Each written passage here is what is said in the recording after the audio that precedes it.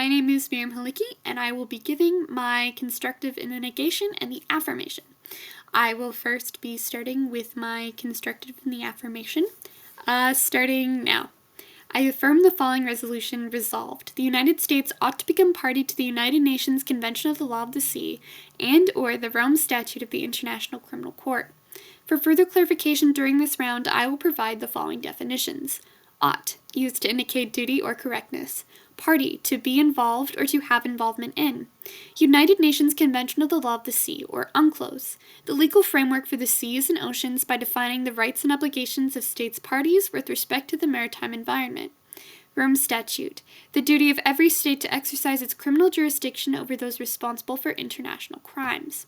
When in the case that the state is unable or neglects to persecute crime, the crime will be tried in front of and dealt with by the International Criminal Court. Observation. For this debate, I will be utilizing the "and" part of the resolution, and as such, the affirmation will prove that both will be beneficial to the U.S. Value. My value for this debate will be security as defined by John Locke.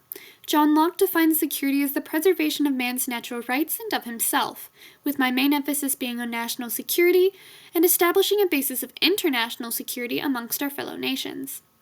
Value criterion. My value criterion for this debate will be the Lockean social contract as it upholds the security of our citizens' lives.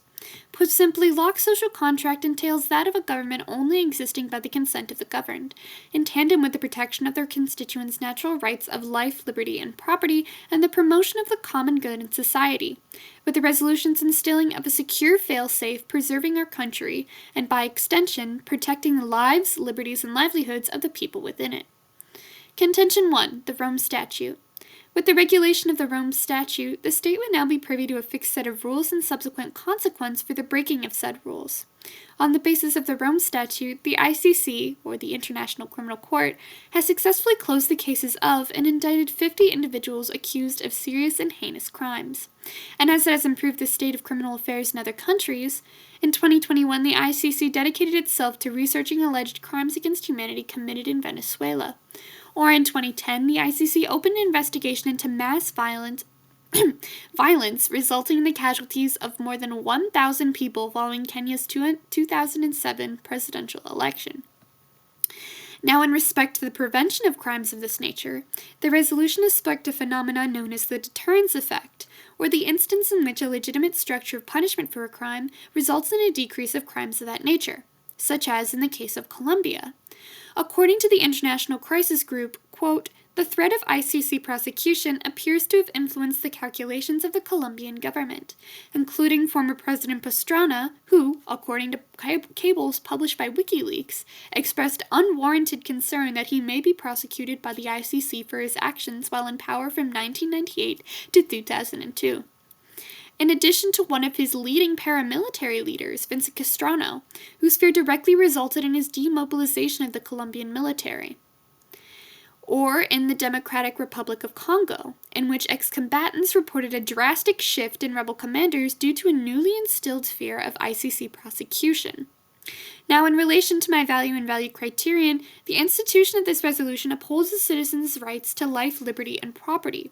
The U.S.'s inclusion within the Rome Statute would ensure that no harm or continued harm be done to its citizens' security in their lives, livelihoods, and freedoms systematically, with the deterrence effect proving to cease criminal action.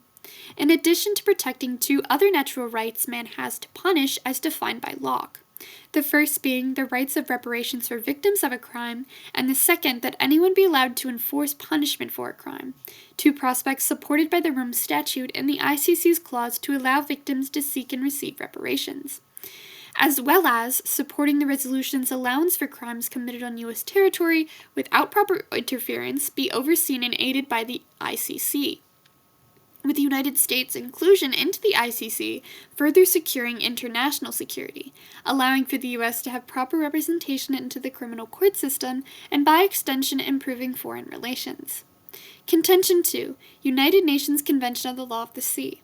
To begin, the U.S. inclusion into UNCLOS would ensure stable maritime zones, including a maximum outer perimeter for territorial seas, systemized innocent passage, benign passage, and archipelagic sea lanes passage rights, while working against jurisdictional restrictions and prevents coastal nations from expanding their own maritime zones, whilst reaffirming sovereign immunity of warships, auxiliaries, and government aircraft.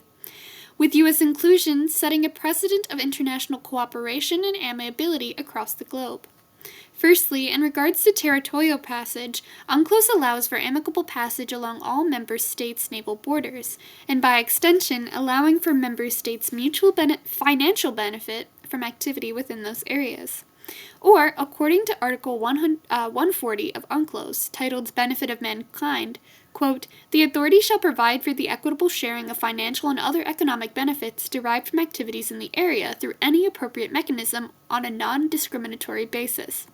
Furthermore, the U.S. acceptance into UNCLOS would allow for a strengthening of its naval forces, with it now being permitted to trespass upon fellow member states without issue, even supplying the U.S. with reparations for the case of any unprecedented seizure of government crafts. Article 110.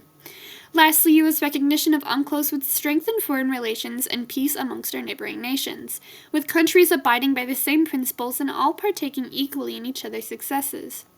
Now, in relation to my value of security, U.S. acceptance into UNCLOS allows for the United States to take additional measures toward universally positive relations with included parties, especially with UNCLOS's emphasis on monetary penalization of states who violate the convention, ensuring that international security and the longevity of not only the nation's citizens' lives, but the lives of the citizens of all the other countries beneath this agreement, all financially and peacefully benefiting just as it has been since 1982. It is for these reasons that I affirm the resolution and now stand ready for cross-examination. I will now read my constructive in the negation. I negate the following resolution. The United States ought to become party to the United Nations Convention of the Law of the Sea and or the Rome Statute of the International Criminal Court. I agree with all of my opponent's previous definitions. My value for this debate will be security as defined by John Locke. John Locke defined security as the preservation of man's natural rights and of himself, with the resolution jeopardizing the rights of the citizens of this country in addition to harming the integrity and security of the longevity of our country. Value criterion. My value criterion for this debate will be the Lockean social contract. Essentially, the Lockean social contract states that the government can only exist by the consent of the governed, in tandem with the protection of their constituents' natural rights of life, liberty, and property, and the promotion of the common good in society. Contention 1. Cost to U.S. Ratifying the ICC would be financially irresponsible for the U.S. Currently, the ICC's budget is funded entirely through its member states. The ICC uses the size of the member's country's economy in order to determine how much that country would pay. These payment quotas leave some countries accruing millions of dollars of overdue payments, which could add to the U.S.'s outstanding debt of $35.46 trillion. And although there is no exact amount the U.S. would pay to the ICC, an estimated amount can be derived via the comparisons of amounts paid by the largest contributing countries from previous centuries. Using evidence from Nippon.com, it can be determined that in 2025, the U.S. could potentially be paying a base amount of $156 million to the ICC, or more depending on the amount the court decides to set its budget. The U.S. has obligations to prioritize U.S. citizens' interests, so it should use funds in a manner that aligns with citizens' lives. These funds could be used to invest in renewable energy and healthcare. Furthermore, due to the structure of the ICC, there is no safeguard against political manipulation or investigation into the ICC itself should it be corrupt, compromising the security of the U.S. Now, in respects to UNCLOS, the U.S. is in pursuit of deep seabed mining. If the U.S. were to join UNCLOS, these mining companies would be subjected to pay fees to the International Seabed Authority, damaging the companies and the people down the corporate hierarchy. The U.S. entering the ICC and UNCLOS would be violating our government's responsibility to invest its resources into a cause that would be beneficial to its state and citizens within it, harming U.S. security. Contention 2. Reaps little benefit. Secondly, these treaties would be redundant for the U.S. to join, as the U.S. already provides itself with the measures that cover the topics that would be addressed if it were to follow these institutions. The likelihood of the ICC having to step in for the U.S. is incredibly slim. The U.S. has already proven itself to be a global superpower and military leader. The U.S. has one of the strongest militaries in the world, with a total of 1.3 million military personnel, 4.5 million firearms, in addition to 5,444 nuclear warheads at their disposal. Because of the U.S.'s position, the U.S. would be able to deal with any enemies of them independently on sheer militia alone. Now, in the case of UNCLOS, the U.S. has already established a framework for the management of their maritime law. Restructuring the system now would be a tedious process and likely stir some conflict amongst coastal states who are already especially tied to trade in their maritime industry. Under security, the U.S. must ensure that its resources are spent in a way that is beneficial to itself. Both institutions jeopardize U.S. security, and for that reason I negate and now move on to clash.